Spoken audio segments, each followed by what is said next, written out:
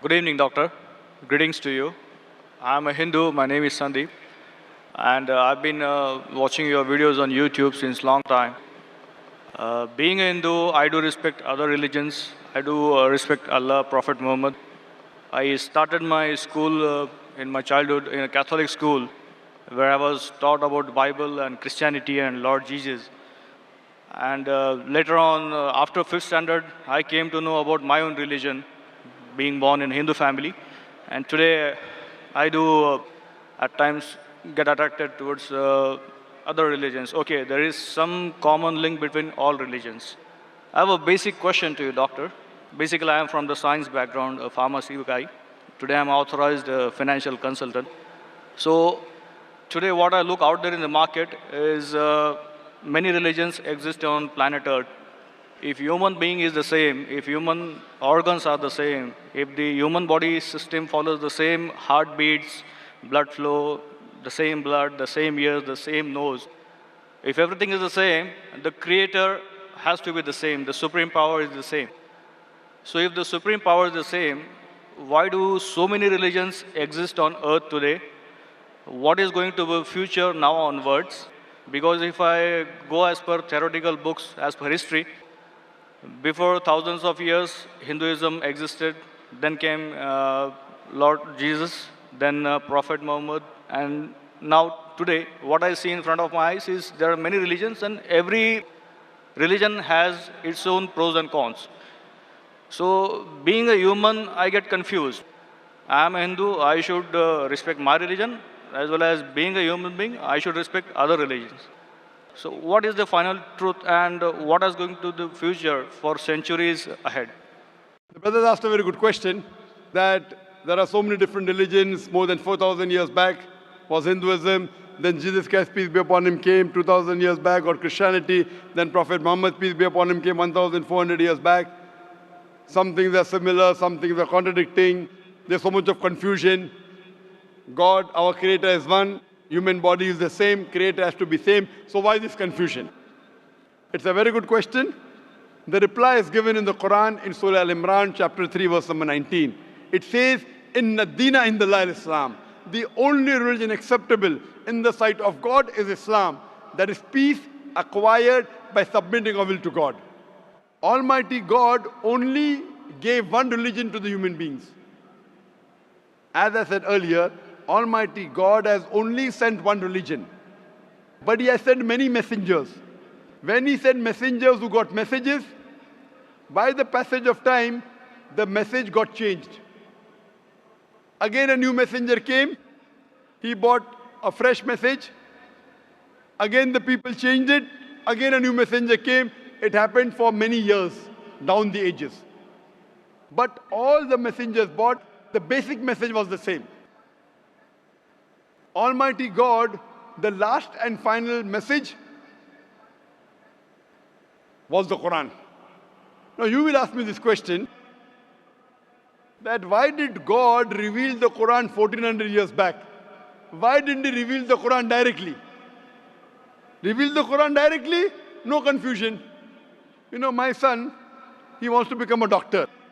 He tells me, Father, Abba, why do you put me into nursery, then junior KG, senior KG, first standard? Why you put me in school? Directly put me into medical college. I said, son, if you want to be a doctor, first you have to go to nursery, pre-primary, primary school, secondary school, medical college, then you'll become a doctor. You can't directly enter a medical college because you won't understand. So Allah subhanahu wa ta'ala, who is our creator, He knows very well that human being would not be able to grasp the complete message of the Quran if it was revealed earlier. 1400 years ago, Almighty God, who is our creator, He knows this time, the time has come where human beings can understand the message. So that's the reason previously He sent messages which were there but not complete because human being could not understand, could not grasp.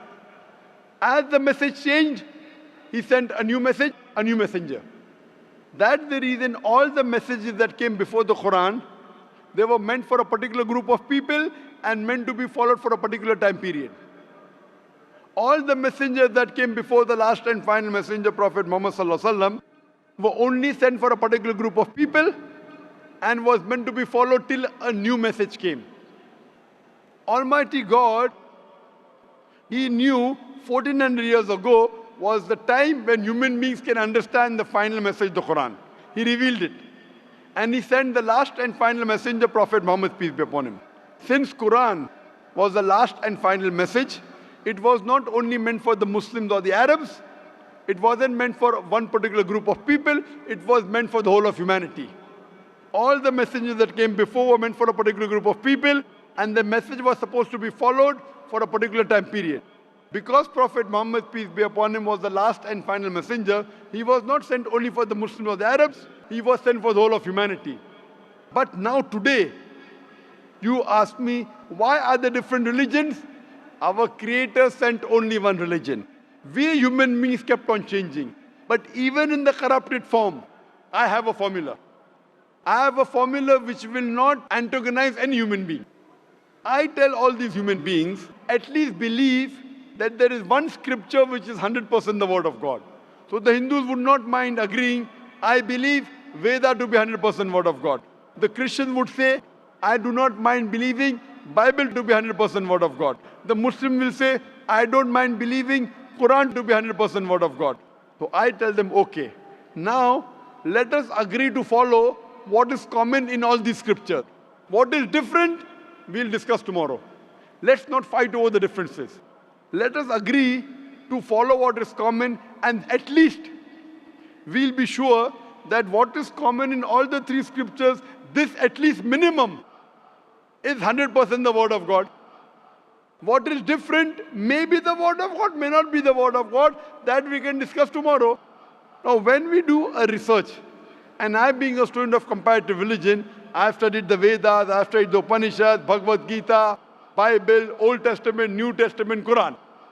Now, when I do research, I've come to know that all these scriptures say that there's one God. All the scriptures say that God has got no image, has got no photograph, no painting, no statue, no idol. All the scriptures say that Almighty God does not beget nor is He begotten. All the scriptures say that the last and final messenger to come is Prophet Muhammad, peace be upon him. I have quoted in this session many verses from Hindu scripture that Prophet Muhammad is the last and final messenger. I have quoted from the Bible. I have quoted from the Quran. So at least let us agree to follow what is common. Bible, Vedas, Quran, all three say that you should not have alcohol. And I've quoted that in my earlier answer. All three say that you should not gamble. All three say that you should not have pork. So let us agree to follow what is common. So you have to agree that there's one God. You have to believe Prophet Muhammad is the final messenger of God. You should not have alcohol. You should not have pork. To pray, we have to do the sujood. All these are common points. So I'm asking the question that if you say you are a Hindu and you say that you respect other religions, I'm asking the question, do you believe that there's one God? As per books, I do. Do you believe that idol worship is prohibited? That's a confusing area. It's very clear in the Hindu scriptures. Yajurved chapter 32 verse number 3, Na tasya pratima asti. Of that God there is no pratima, there is no photograph, no painting, no image, no idol, no statue. Same thing is repeated in Shveta Upanishad, chapter number 4, verse number 19. Na tasya pratima asti. Of that God there is no pratima, no image, no photograph, no painting, no statue, no idol. What's confusing, brother? I mean, today my knowledge is just like an infant. No, if your knowledge is like infant, when a person of knowledge talks, you should believe it. True. So why don't you believe it then? No, as I said, I do respect Prophet Muhammad. I do. No respect. Respecting is one thing, following is the other thing. If you respect a person, you have to follow his guidance. So again, the question goes in the same direction what I was asking to you, that if I am a Hindu, if I believe in Hinduism, but still when I step out of my home, I have to follow my colleagues, the other society members, human beings on the earth. Is it a must? Suppose the other society members start robbing. If your other human beings start robbing, even you start robbing. Brother, if your friends start robbing, will you rob?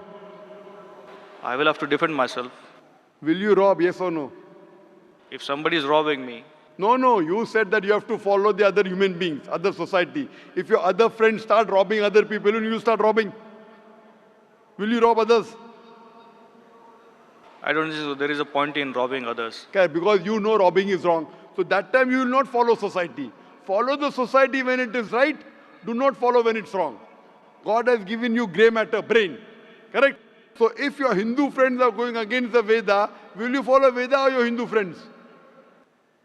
They have to follow what is written in the books. Yes, forget about them. I'm asking about you. If your Hindu scripture says don't do idol worship, will you do idol worship? No, then I will not. So now do you believe idol worship is wrong? Again, as I said, I have to study more. I'm not clear. No, but you study, when will you study? Today or tomorrow? When? Maybe today or tomorrow. Okay, fine. I have quoted so many references from the Hindu scripture about Prophet Muhammad, peace be upon him. Do you believe Prophet Muhammad is the messenger of God? Yes, I do. If you believe, don't you have to follow his commandments? I may have to. Why may? Again, I'm not If you clear. may believe in, then you may. If you do believe in, you do have to follow. It's simple English. If you say maybe he is a messenger of God, then you can say maybe I'll follow him. When you say surely the messenger of God, then you have to follow him surely. Why? But, is Will a it, messenger of God deceive you? but again, do I have to be a Muslim to follow Prophet Muhammad? Or No, you Islam? have to be a good Hindu also. You have to be a good Hindu and a good Christian to follow Muhammad Sallallahu Alaihi Wasallam. That's where the whole thing If goes. you are not a good Hindu, if you are not a good Christian, you will never follow Prophet Muhammad Sallallahu Alaihi Wasallam. Because Hindu scripture says the Antim Rishi, the Kalki Avatar is Prophet Muhammad Sallallahu Alaihi Wasallam. I gave references, If you want, I can give again. Do you want me to give the references again of Prophet Muhammad in the Hindu scriptures? I did listen to your references. I need to go through them. Fine. So inshallah, go today. Tomorrow, I would give you the first chance. And there's a lady there. You too, I would give the first chance. Then I will call you a truthful person. Go today, Google, check on the net. I gave at least 100 references. There are more than 100 in my lecture. If you see, on Hindu scriptures, talking about Prophet Muhammad Sallallahu Alaihi Wasallam, talking about one God, talking not to have alcohol, not to have pork, not to gamble. What is different we'll discuss tomorrow. At least what is common we should agree. So when you are talking about getting human beings together, I'm giving you a formula which will not offend you. I'm not telling you follow that which is not mentioned in the Hindu scripture. I'm telling you follow what is mentioned in Hindu scripture and the Quran. 100% you will be a good Hindu, good Christian, and even enter into Islam.